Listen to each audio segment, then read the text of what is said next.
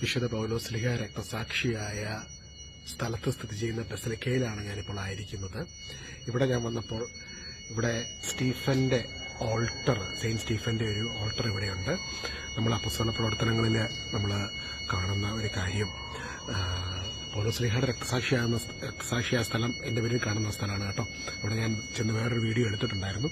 പക്ഷെ ഞാൻ ഈ സെയിന്റ് സ്റ്റീഫന്റെ ഓൾട്ടറിൽ ഇവിടെ നിൽക്കുമ്പോൾ എൻ്റെ മനസ്സിലൊരു കാര്യം വരിക, അതായത് പഴയ നിയമത്തിന്റെ തീഷ്ണത ഉള്ളിൽ കയറി സഭയെ, യേശുവിന്റെ ശരീരമാകുന്ന യേശുവിൽ വിശ്വസിക്കുന്നവരുടെ സമൂഹത്തെ പീഡിപ്പിച്ചുകൊണ്ടിരുന്ന സാവൂള്, എസ്തപാനോസിന്റെ, സെയിന്റ് സ്റ്റീഫന്റെ മരണത്തിന്റെ പിൻപിൽ, രക്തസാക്ഷിത്വത്തിന്റെ പിൻപിൽ, അല്ലെങ്കിൽ സെയിന്റ് സ്റ്റീഫന്റെ രക്തസാക്ഷിത്വം ഭരിക്കുന്ന സമയത്ത് യഹൂദന്മാരുടെ കൂടെ നിന്നുകൊണ്ട് അതിനെ സപ്പോർട്ട് ചെയ്ത സാവൂള്, എന്നാൽ സെയിന്റ് സ്റ്റീഫന്റെ ആ ഒരു പ്രാർത്ഥന, സ്വർഗം തുറന്നിരിക്കുന്ന ദൈവത്തിന്റെ വലതുഭാഗത്ത് മനുഷ്യപുത്രൻ നിൽക്കുന്നത് ഞാൻ കാണുന്നു എന്ന് സെയിന്റ് സ്റ്റീഫൻ പ്രഖ്യാപിക്കുകയാണ് തന്റെ മരണത്തിന് തൊട്ടുമുൻപ്. സഭയില് അപ്പസ്തലന്മാർക്ക് ഭക്ഷണം എടുത്തു കൊടുത്തുകൊണ്ടിരുന്ന ഒരു വ്യക്തിയായിരുന്നു സെയിന്റ് സ്റ്റീഫൻ. തന്റെ ശുശ്രൂഷയിലൂടെ സാധാരണ ഒരു മനുഷ്യൻ അനേക രോഗസൗഖ്യങ്ങൾ അനേകർക്ക് ലഭിച്ചു.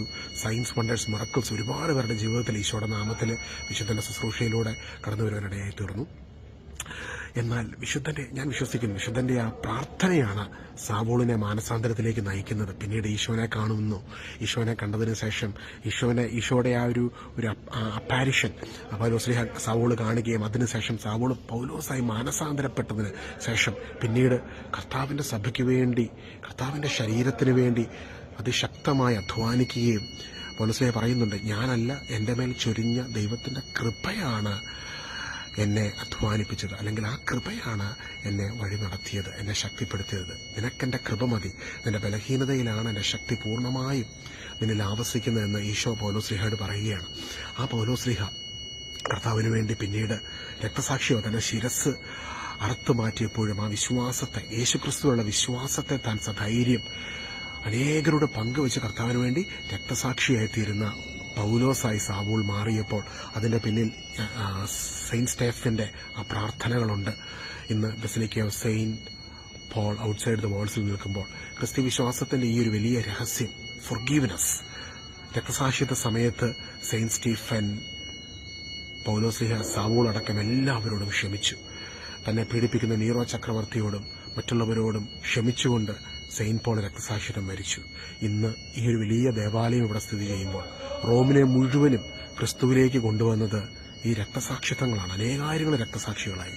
എന്റെ സഹോദരങ്ങളെ, നമുക്ക് അന്നത്തെ ചക്രവർത്തിമാർക്ക് മനസ്സിലാകാതിരുന്ന എന്താണ് ഇവരെ ക്ഷമിക്കുവാൻ പ്രേരിപ്പിക്കുന്നത്, എന്താണ് ഇവരെ സഹിക്കുവാൻ ഇവർക്ക് ശക്തി നൽകുന്നത്. ഇത്രയൊക്കെ പീഡനം നൽകിയിട്ട് നീറോ ചക്രവർത്തി മനുഷ്യരെ യേശുക്രിസ്തുവിൽ വിശ്വസിക്കുന്ന വ്യക്തിയാണെന്ന് തിരിച്ചറിഞ്ഞാൽ, സ്നാനപ്പെട്ട വ്യക്തിയാണെന്ന് അറിഞ്ഞു കഴിഞ്ഞാൽ തെരുവിൽ ഇങ്ങനെ കത്തിക്കുമായിരുന്നു മനുഷ്യരെ. അങ്ങനെ കത്തിച്ചു കളഞ്ഞ സമയത്ത് പോലും യേശുക്രിസ്തുവിനുള്ള വിശ്വാസത്തെ അവർ പ്രഖ്യാപിച്ച് റോമിനു വേണ്ടി, ലോകത്തിനു വേണ്ടി പ്രാർത്ഥിച്ചുകൊണ്ട് അവർ ജീവനെ വിടുകി ക്രിസ്തുവിൽ നിദ്ര പ്രാപിച്ചു.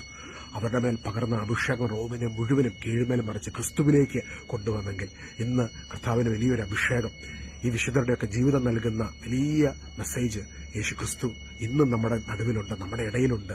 അവിടുത്തെ സ്നേഹത്തിന് പരിധികളില്ല. അവിടെ നമ്മളെ സ്നേഹിക്കുന്നു. ആ സ്നേഹത്തെ ഇന്ന് സ്വീകരിക്കാം. ക്രിസ്തീയ വിശ്വാസത്തിന്റെ ഏറ്റവും വലിയ ഫൗണ്ടേഷനാണ് ഫൊർഗീവ്നെസ്, ക്ഷമിക്കുക. ആ ക്ഷമിക്കുന്നത് ക്രിസ്തുവിന്റെ സ്നേഹത്തിന്റെ പ്രേരണയാലാണ്.